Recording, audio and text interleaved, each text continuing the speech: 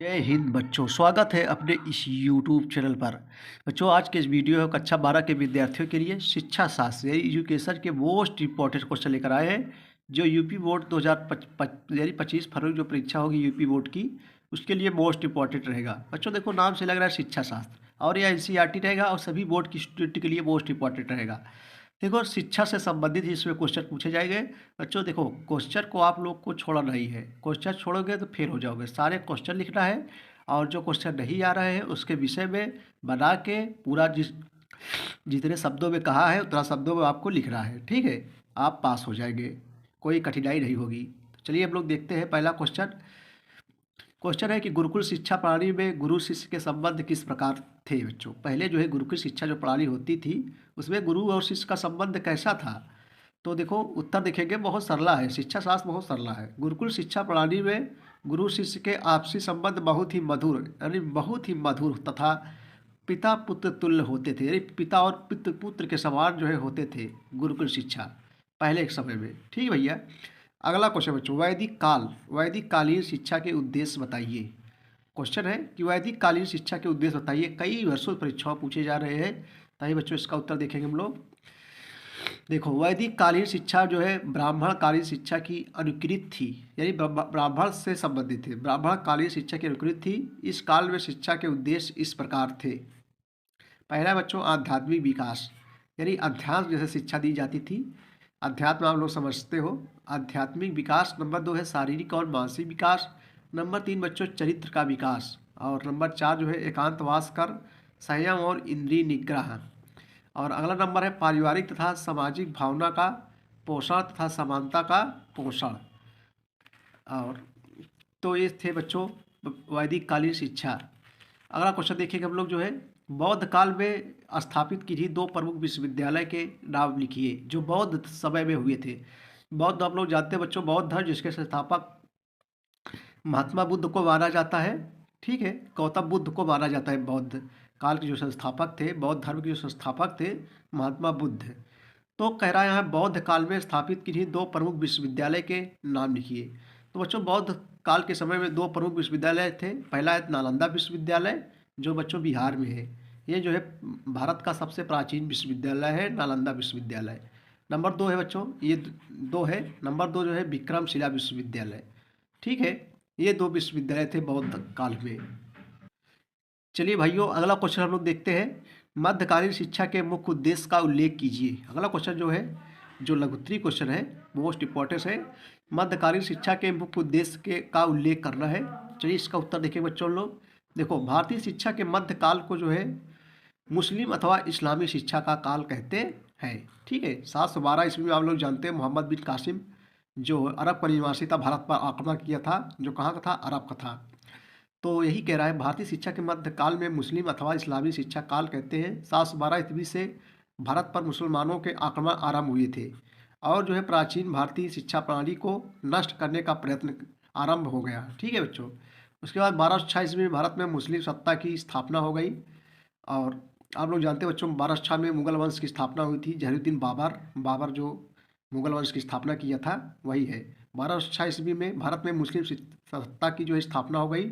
इसके बाद जो है अलाउद्दीन खिलजी, फिरोज तुगलक व औरंगजेब जैसे शासकों ने भारतीय शिक्षा प्रणाली को जो है समूल जो है नष्ट करने का भरसक जो है प्रयास किया। ठीक है, और परिणाम स्वरूप शिक्षा प्रणाली का जो स्वरूप था बिल्कुल जो है बदल गया, और भारत में एक नई शिक्षा प्रणाली का जो है विकास हुआ, जिसे जो है मध्यकालीन शिक्षा के नाम से जाना जाता है। मध्यकालीन शिक्षा के प्रमुख उद्देश्य बच्चों निम्न प्रकार थे। नंबर 1, आइए देखते हैं, इस्लाम धर्म का जो है प्रचार करना, इस्लाम धर्म का प्रचार करना। नंबर 2, ज्ञानार्जन जो है करना। नंबर 3, नैतिकता का विकास करना, यद्यपि इस काल की नैतिकता जो है प्राचीन काल से जो है भिन्न थी। अगला है बच्चों नंबर 4, व्यक्ति का चरित्र निर्माण करना, व्यक्ति का जो है चरित्र निर्माण करना। नंबर 5, मुस्लिम सिद्धांतों, कानूनों एवं सामाजिक प्रथाओं का जो है विकास करना। चलिए अगला क्वेश्चन हम लोग देखते हैं। चलिए अगला क्वेश्चन हम लोग देखते हैं, शिक्षा में सहायता अनुदान प्रणाली की घोषणा किसने की थी। शिक्षा में सहायता अनुदान प्रणाली की जो है घोषणा किसने की थी। तो ये बच्चों इसका उत्तर देखेंगे हम लोग।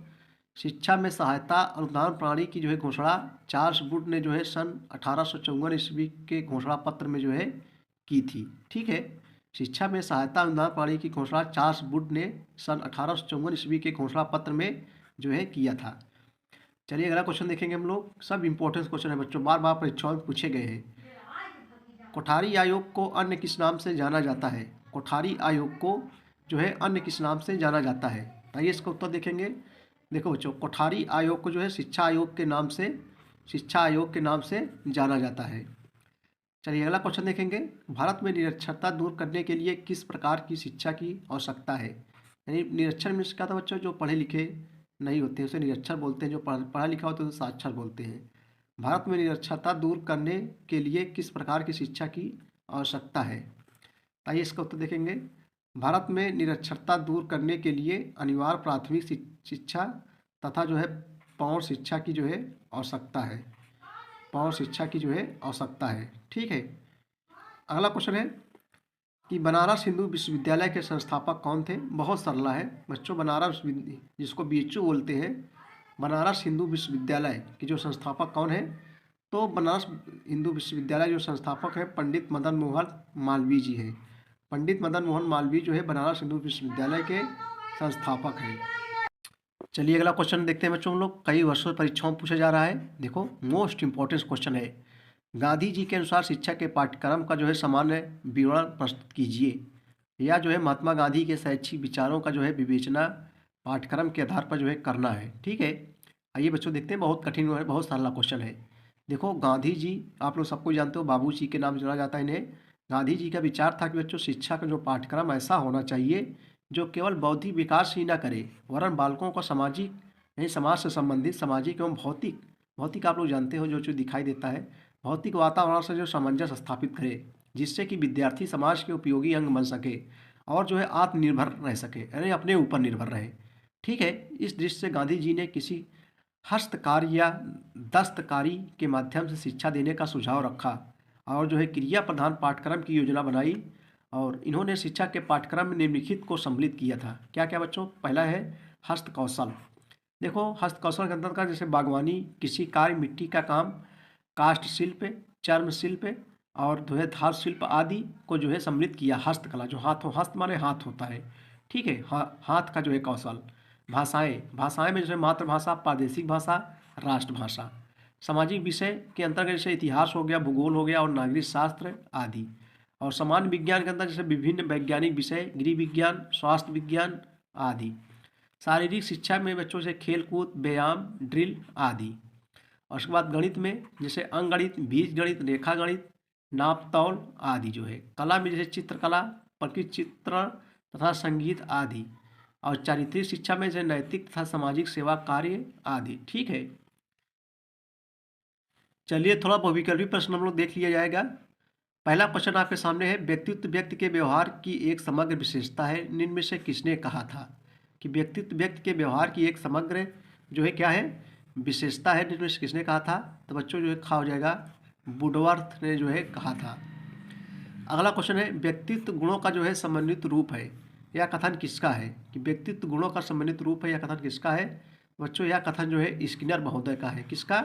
स्किनर महोदय का है। अंतर्मुखी और बहिर्मुखी समूहों में व्यक्तियों को जो है किसने वर्गीकृत किया? अंतर्मुखी और बहिर्मुखी समूहों में व्यक्तियों को किसने वर्गीकृत किया? तो बच्चों जो है युंग ने जो है वर्गीकृत किया था। किसने? युंग ने। सामाजिक अंतरक्रिया की दृष्टि से जुंग के अनुसार व्यक्तित्व के प्रकार है। तो व्यक्तित्व प्रकार कितने हैं?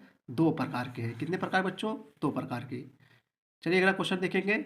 रोसा परीक्षण मापन करता है, क्या करता है? व्यक्तित्व का जो है परीक्षण करता है। अगला क्वेश्चन है कि आरबी कैटल द्वारा जो है विकसित पीएफ प्रश्नावली में प्रयुक्त पीएफ व्यक्तित्व कारकों की संख्या कितनी है? जो है 16 है। कितनी बच्चों? 16 है। चलिए अगला क्वेश्चन देखा जाएगा जो मोस्ट इंपॉर्टेंट, बहुत इंपॉर्टेंट क्वेश्चन, जीवन के लिए भी इंपॉर्टेंट है बच्चों ये सब क्वेश्चन। अगला क्वेश्चन है, कौन सा परीक्षण उपलब्धि परीक्षण का जो है प्राचीनतम प्रकार है? तो आइए इसको उत्तर देखेंगे। मौखिक परीक्षण उपलब्धि परीक्षण का जो है प्राचीनतम प्रकार है।